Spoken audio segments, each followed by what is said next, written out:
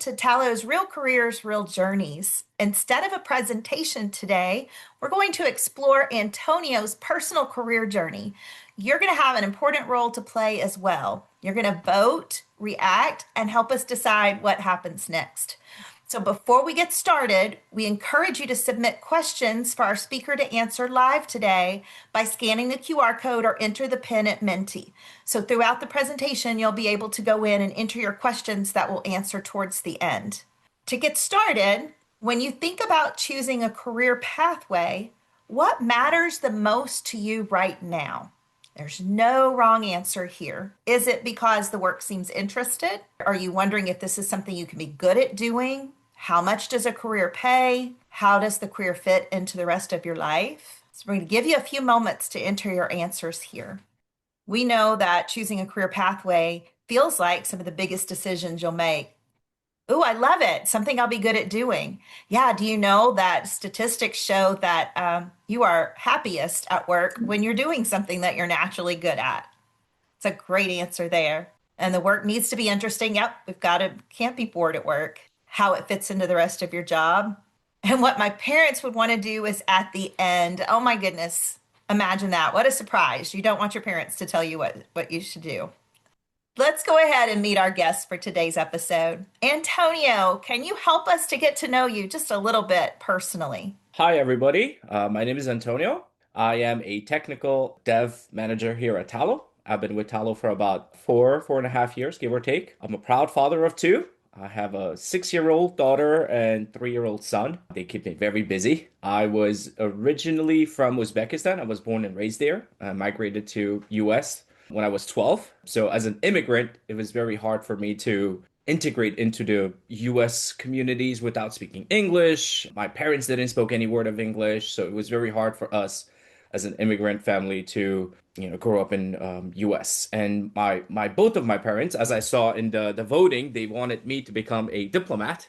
And so they forced me to go through the college and make sure that I have a proper education and make sure that I pursue something that they would like. And that was a diplomacy. So with that being said, I pursued bachelor's in public affairs and then my master's is in international affairs. So Wow. even though I do have interest in politics and policies and so forth, but there was always passion for data, and that kind of drove me into this role slowly. First, I was a BA, which stands for business analyst. So basically, crunching numbers and translating data into simple English for business stakeholders to make decision. And then slowly becoming a product owner, which basically translate the same thing, but more from a user perspective. And then slowly delving into the technical side. And now where I manage about 25 software developers here at Tallo. So Oh, wow. Yeah. So can you give us maybe just a short definition of the career that you hold now, like what the job that you hold and the work that you do? So on the job, it's a lot of collaboration, daily basis, and a lot of diplomacy, I would say, because everything is a priority. So you have to be very, very careful as to what we spend our precious resource, and that is time and energy. So we need to be very, very careful about what we prioritize and how we prioritize. And instead of using your gut feelings, we use data to drive that decision. So, again, going back to that very nature of my job is to make sure that my team of software developers have a proper work and work defined and making sure that they're not blocked and making sure that they are growing within their career path. So offering them any sort of incentive to go and gain additional skills that could not only enhance them personally in their career, but also enhance and push forward our company. So I love that. So if I understand, you are leading the software developers who design Tallo, the platform, that's right? correct. And That is not correct. only do you have to manage their technical work, but you have to be responsible for them as their manager and leader as well. That is correct. Even though they're all adults, they could manage themselves. I usually go in and make sure that they're not blocked. That's the main Ah, role as a manager, to being a mentor, to making sure that they're taking care of themselves and making sure that they're upskilling and gaining new skills and they don't feel stuck in their career. So awesome.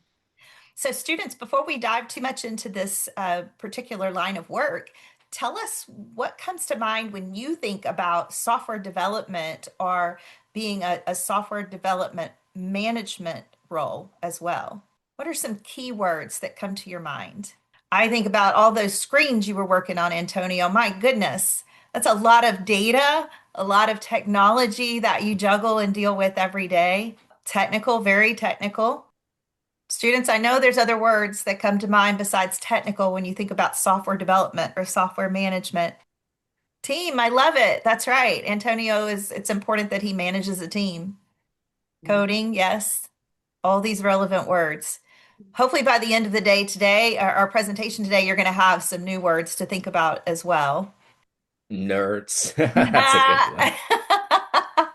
At least someone's being honest here. I love it. A script, I okay. like to say sometimes nerds rule the world. So, students, help us decide what we should explore first. Drop a pin on the bingo card that you see, and the votes will tell us where we're going to start our journey.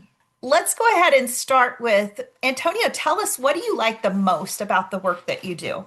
What I like the most is problem solving, actually. It's every day you wake up and there's something new that you have to tackle and something new and interesting. There's a word for, in technology word, there's a word debug. So essentially means like investigate. So like having that investigative trait and being curious about what the root cause of the problem is, trying to Mhm. go in and solve that problem is very, very, that I like to do on a daily basis.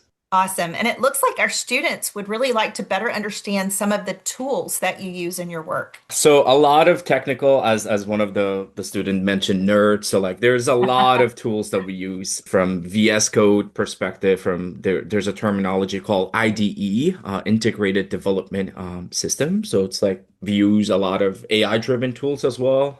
For in order to keep our work organized, we use a tool called Jira from Atlassian. In order to control our source code, we use Bitbucket. In order to host our application, we use AWS, which is Amazon Web Services. And for communication, we use Slack. So there's a lot of on a daily basis tools that we use in order to collaborate because we're all virtual, right? So Right. So you have tools that you're using that the work's actually being done in, and then you have tools that you use to communicate and keep your work organized. that's A right. lot of different software tools. And then there's another question that students wanted to know is what is something new that you've learned lately? And I would think in your field, there's probably new things that pop up every day, but tell us one thing that That's you're excited to learn that's new. That's right. Yeah, as you all know how AI has been on the rise lately. I'm super geek about AI. So a lot of instead of just looking at it from a face value, going in and actually seeing what's happening under the hood and looking at numbers and looking at how models get trained, looking how engineers go in and create these new models that are way superior and advanced. Every day you wake up, there's some new tools popping up in the market that they're leveraging tools to fix the world problems on a given day. So Yeah, I would say AI tends to be a fascinating new kind of frontier for us to learn more about for sure. So on Tallo.com, you can take a career interest assessment that shows how your interests are connected to potential careers. Tallo does that by aligning each career with these different personality types, and they're listed on the slide. So students, take just a moment and choose which personalities you think would be the top personalities for a career in technology development. And then, Antonio, we're going to give you a moment to respond as well. Artistic, conventional, investigative, realistic. Seeing a couple here for artistic. That's kind of interesting. So, Antonio, tell us, what do you think? Which of these personality types do you think play the strongest role in the work that you do? well, my role, as much as I love to code and as much as I love to go in and investigate myself, is actually being able to lead a team, right? Rather than doing it, you have to delegate, you have to make sure the team is actually the one who is doing a lot of work. So like being social, being, realistic and conventional, and doing a lot of diplomacy and artistic. I mean, I would agree too, because you have to be very intuitive and very creative in terms of how you approach Mhm. problem solving. So team player trait sort of thing where make sure that you lead with example and make sure that you teach them how to do it. And so that way, the next time if that problem comes about, that person could take care of that problem, right? So that you don't Right. have to keep doing it over and over again. Yeah. Wow, that's really interesting. Love that perspective. Everyone's career pathway is different, and you shared a little bit about how your career didn't necessarily start out the way that you thought.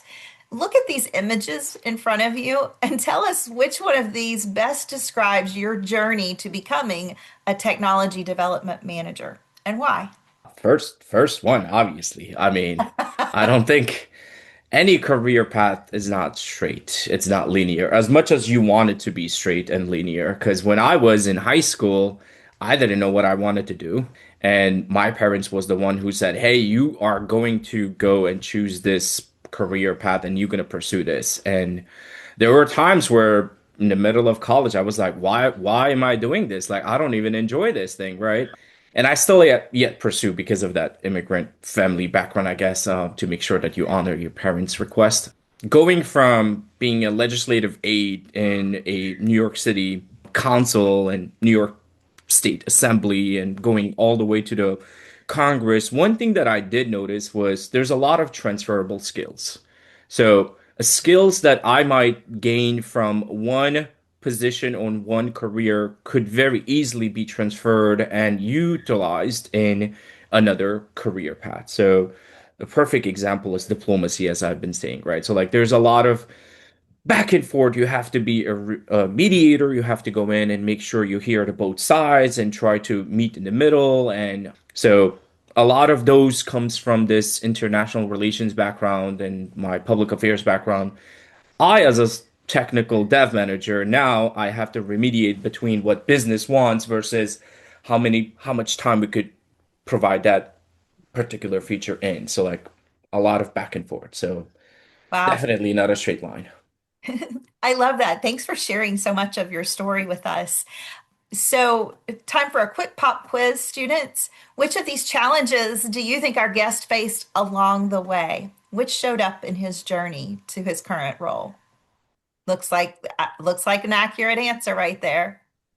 I think Antonio, everyone faces obstacles and sometimes they look different. It's something that's just part of the journey of finding your way through any type of career. The other thing we know is that along the pathway to becoming a technical development manager, you probably needed some kind of training or support.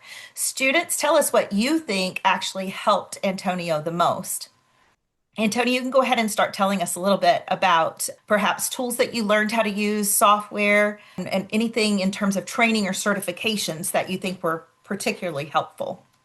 Sure. Before going in and getting these internships at college, I used to be a waiter to actually pay the bills. I had enough of a hard labor as a waiter that I wanted to switch and do something different. And so I went through this temp agency to get a data entry role. And it was paying like minimum wage and all the thing that you do is literally take a physical application and translate it and type it into a digital version of it. So a very boring job. From that job, I learned how to use a database. I learned how to use advanced Excel, and from there, I went and got some certification to do a lot of data analytics and so forth, and that helped me catapult into this data-driven analytical person. Small steps matter here, and all those small skills you gain along the way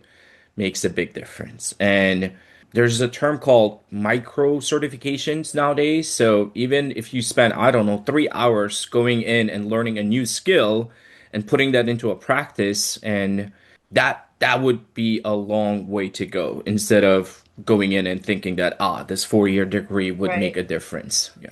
Oh, fantastic. Good to hear. And it's so accessible now for young people coming just right out of high school to gain those skills and be prepared.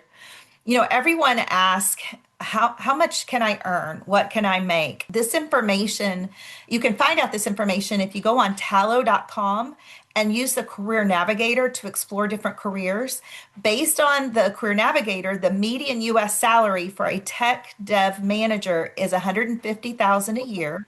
Your pay can be higher or lower with location, experience, and industry. We also want to point out that money matters, but so do the hours you work, the time off you get, growth opportunities, and whether or not the job fits your lifestyle. But these are things that you can learn more about at tallo.com. Students, I wanted to remind you that you have an opportunity to enter a few questions for our speaker. I want to make sure, Antonio, that we give you a chance to answer a very important question. If you could go back in time and give career advice to your high school self, what would you say? Don't worry if your path isn't straight line. I started in public administration, went to Capitol Hill, and now I manage software teams for tech company. Every step along the way taught me something valuable. So your unique background is your superpower and not a disadvantage. Just keep learning, whether if it's a new language or a new tool or new skill, and you'll find your way Oh, I love one way or that. another. So you have an opportunity now to think about something you can do now to learn more. Antonio, take a look. The students are responding. They have some ideas on things they could do right now. Or do you have some suggestions on what our students could do if they are interested in this pathway? Oh, for sure. There are so many gamified experience tools out there that you could go in and try it out yourself as to like what would it be to be a software developer or to manage a team of developers. Best thing to do is to try. If you don't try, then you won't succeed. Even if you try and fail, that's a success. It's not a failure, right? You learn something from that That's right. experience. You win or you So, learn. Those are the outcomes. Students, we are need to wrap up our time today. I want to know if you are more or less interested after hearing this presentation, or perhaps hearing this presentation really didn't change how you feel. You already knew this was or was not. There's no wrong answer here, but we want to know how this hearing from Antonio affected your own career decision making. And remember that our goal isn't to pick a career right now, but it's begin to understand how our careers form. So we want you to take time to think about why this career feels like it might fit or might not fit. And before we sign off, if you'll take just a moment to rate today's session, this will be, again, super helpful for us in knowing how to bring future opportunities to you and your class. Antonio, thank you so much for sharing your experience and knowledge with us today. Remember that no two journeys ever look the same, and your path won't be a copy of someone else's. It'll be yours. So keep exploring, keep asking questions, keep staying curious. There's no single right way to build a career. We'll be back with another story from a completely different world because the more paths you see, the more possibilities you can see for yourself. Thanks so much. thank you, everybody.